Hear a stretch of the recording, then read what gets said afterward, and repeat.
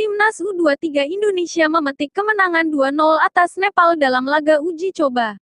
Gol-gol dicetak oleh Hanis Sagara dan Witan Sulaiman. Timnas U23 beruji coba melawan Nepal di Stadion Hisor Sentral, Dushanbe, Tajikistan. Jumat, tanggal 22 Oktober tahun 2021, malam WIB. Pertandingan digelar tertutup dan tanpa siaran langsung televisi. Babak pertama tuntas tanpa gol. Pelatih Timnas U23 Sintayong lantas melakukan 9 pergantian untuk merotasi pemain. Sintayong diantaranya memasukkan Hanis Sagara, Witan Sulaiman, Pratama Arhan, Asnawi Mangkualam, dan Bagus Kahvi. Perubahan tersebut membuahkan hasil. Hanis Sagara membuka keunggulan Indonesia di menit ke-55. Tim Merah Putih lantas menggandakan keunggulan di masa injury time melalui Witan Sulaiman.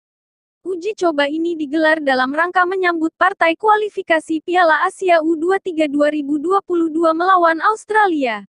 Indonesia akan melakoni laga 2 leg pada 26 dan tanggal 29 Oktober mendatang. Indonesia dan Australia jadi 2 tim tersisa di grup G kualifikasi Piala Asia U23 2022. Sebelumnya China dan Brunei Darussalam memutuskan mundur karena pandemi COVID-19.